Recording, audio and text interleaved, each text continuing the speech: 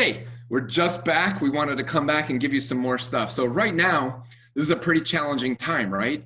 And the biggest thing is there's so much fear and panic around us. You hear it all over the place. And quite honestly, I don't listen to it. I've tuned out the news. I don't watch the news anyway, so it's helpful.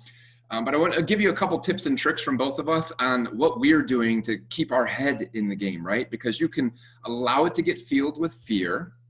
And a friend just posted a really cool post from his 92-year-old grandmother that wrote something back in the Depression era.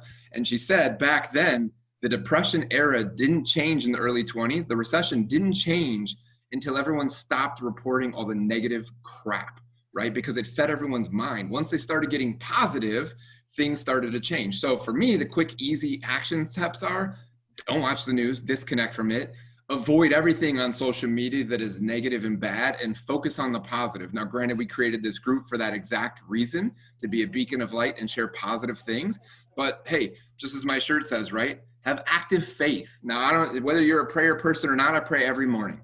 It's a new habit. I'm not saying I've been perfect at it or anything like that, but that is a habit that I focus on because it allows me to stay positive, keep my head in the right place, and look and think for more things that I can do that are positive oriented. Share, give, do whatever you can to feel good about yourself. And so those are my quick tips on like how I face and keep my mind right.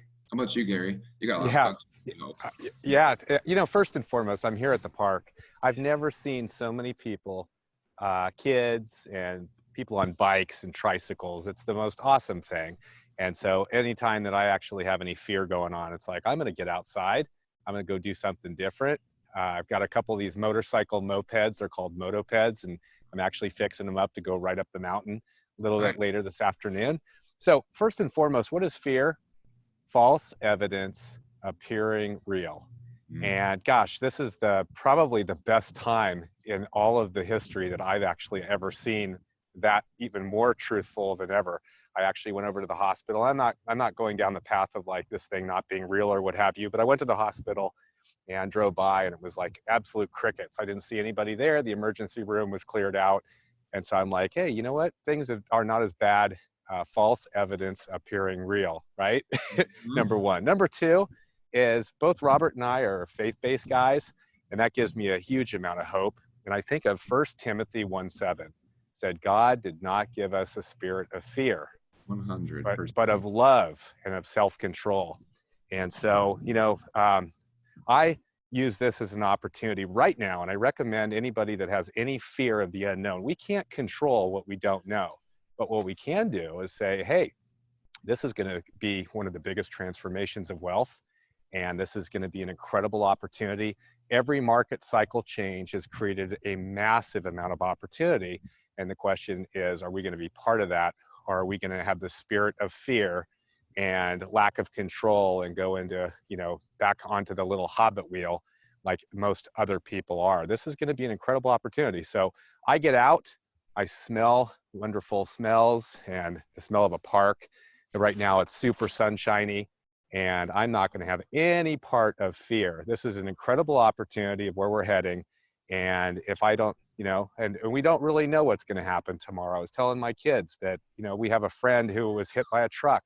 One of my daughter's friends from college was hit, and he's actually in a coma. He's been in a coma for almost 2 months now. We don't know what tomorrow will bring, but what we can do is love other people, you know, love our family, and be using this time as being a beacon of light to others. And when you focus outward to other people, not on yourself, fear goes away.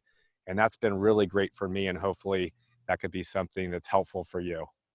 Totally. Yeah, that's the big changer in mine. I go outside, part of my 75 hard challenge, right? I got to go outside every day. 45 minutes in the sun does a lot to boost your morale and make you feel good and moving and getting around. So I love it. The mopeds, I have to get some pictures of those and you riding up the mountain. Now, everyone else, comment below anything else that you need help with. What are you struggling with? That's what everyone is here for, is to bring this together as a community to help each other.